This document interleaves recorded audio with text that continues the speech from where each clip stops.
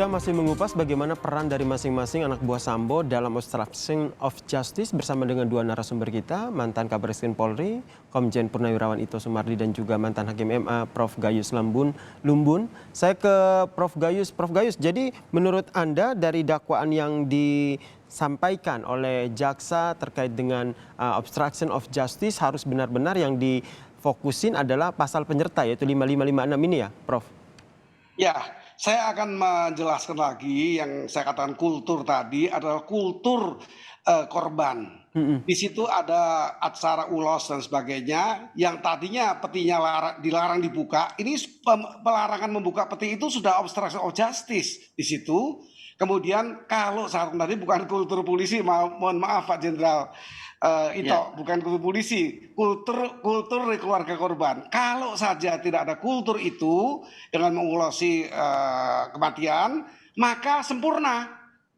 Betul-betul 221 ini mulus. Ini maksud saya. Jadi ini justru karena itu, maka terkaitan dengan pasal 56 itu sangat mutlak.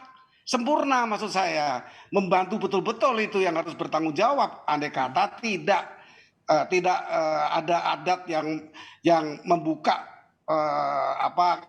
persoalan ini dengan dasar mengulosi dalam keadaan orang meninggal. Maka ini menjadi sempurna, penghalangan ini menjadi sempurna. Oleh karena itu saya mengingatkan dakwaannya mestinya apakah 340 atau nanti bergeser 388 tetap Yunto 60 ikut serta membantu ya? 56-nya. Dan itu dijelaskan di 57 ukuran punishment-nya itu di 57. Jadi itu jelas. Jadi hukum itu harus ditaati seperti itu didasarkan kepada undang-undang ini. Itu maksud saya. Baik, saya ke Pak Ito. Pak Ito, jadi menurut Anda dari dakwaan jaksa yang disampaikan, apakah Anda juga melihat bahwa sebenarnya anak buah Sambo ini sudah tahu betul bahwa apa yang mereka lakukan adalah hal yang salah? Secara penugasan ya. Mungkin nanti Jenderal Ito bisa lebih menjelaskan. Ini betul peran dari kepolisian akan sangat jelas. Perintahnya dalam bentuk apa? Bagi saya pandangan saya adalah peran yang beretikat baik.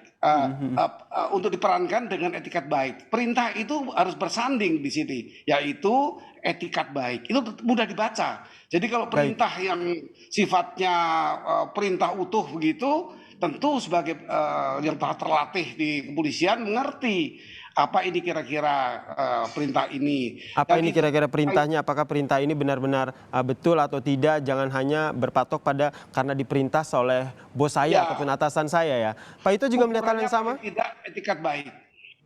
Ya. Pak Ito? Ya, saya kira kita melihat dari dua aspek ya.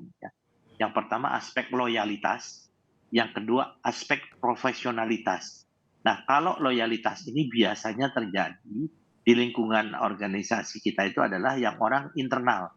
Kalau internal ini kan karena kita mempunyai hubungan baik, ya kedekatan emosional, tentunya kita ingin membantu ya. Itu loyalitas. Inisiatifnya apakah inisiatif dia atau atas dasar perintah. Nah, kalau perintah ini kita terkait dengan masalah profesionalitas.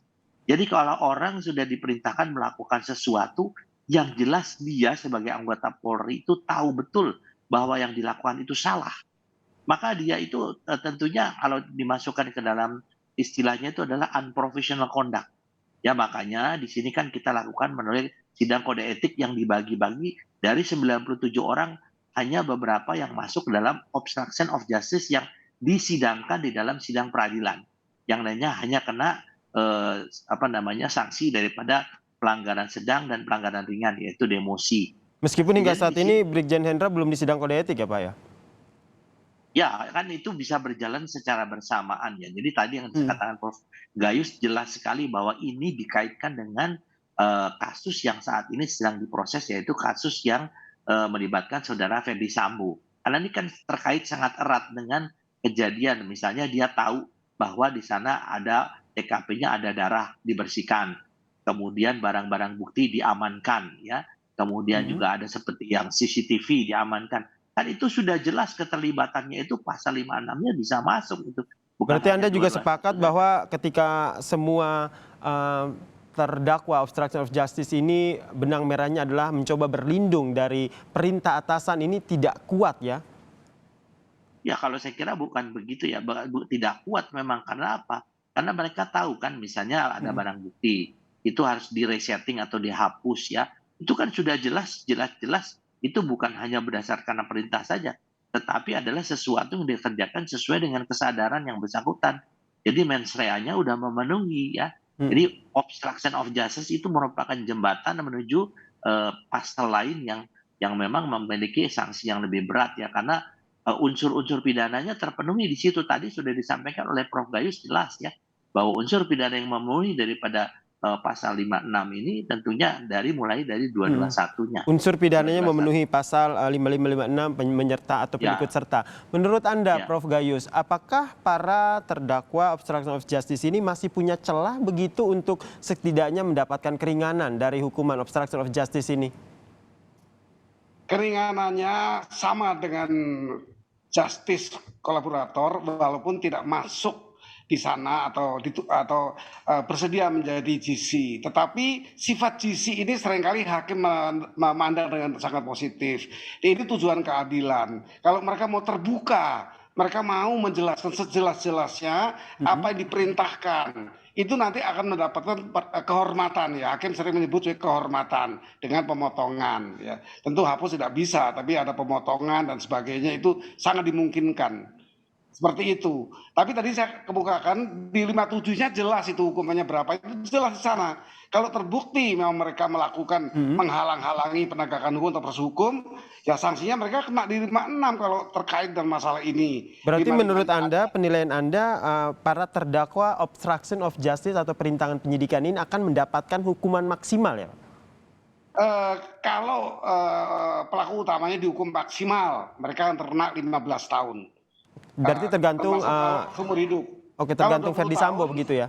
Ya, jadi bagi saya dakwaan ini mesti lengkap ya. Lengkapnya adalah mempersoalkan para pembantu-pembantu yang disebut di pasal 56 ini, walaupun pasal 221 hanya 9 bulan denda Rp4.000, tetapi ada kaitan lain yang disebut sebagai memberikan dukungan sarana yang diatur di pasal 56 tadi, yang hukumannya ada di 57. Baik, kalau Pak Ito melihatnya masih ada celaka dari para terdakwa perintangan penyidikan ini untuk mendapatkan keringanan hukuman, atau memang mereka sudah masuk mens rea ikut serta pasal 55, 56, itu berarti mereka harus mendapatkan hukuman yang maksimal?